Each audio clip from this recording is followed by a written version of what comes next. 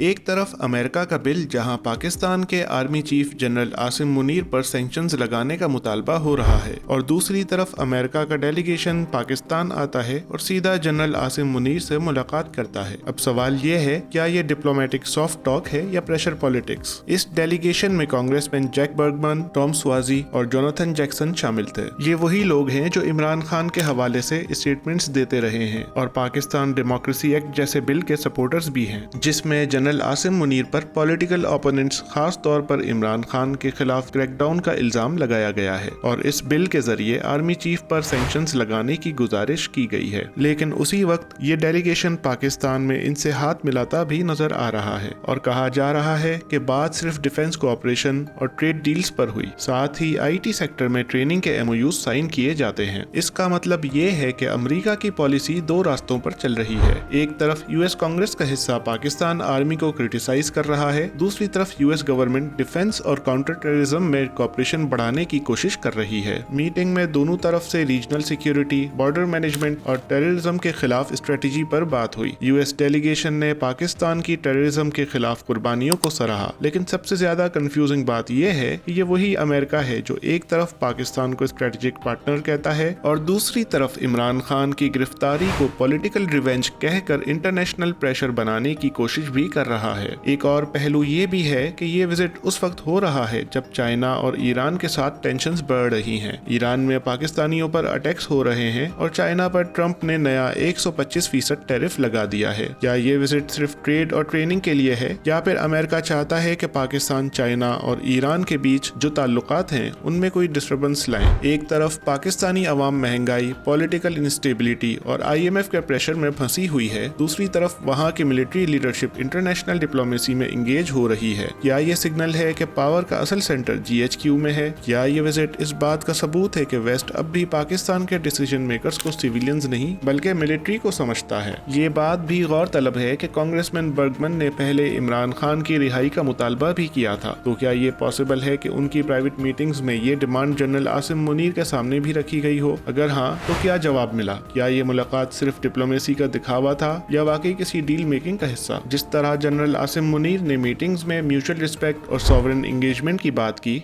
उससे लगता है कि पाकिस्तान पब्लिकली प्रेशर एक्सेप्ट नहीं करेगा। लेकिन बैकग्राउंड में क्या नेगोशिएशंस हो रही हैं, ये सिर्फ आने वाला वक्त ही बताएगा। आम लोगों के जहन में यही सवालात हैं कि क्या ये यूएस विजिट एक रूटीन डिप्लोमेटिक ट्रिप था या फिर ये प्रेशर बिल्ड करने का एक सोफिस्टिकेटेड तरीका है, और क्या जनरल आसिम मुनीर पर सैंक्शंस लगाने की सूरत में पाकिस्तान यूएस रिलेशंस ब्रेकडाउन का शिकार हो सकते हैं? लेकिन इस बात का जवाब शायद इस वक्त किसी के पास नहीं।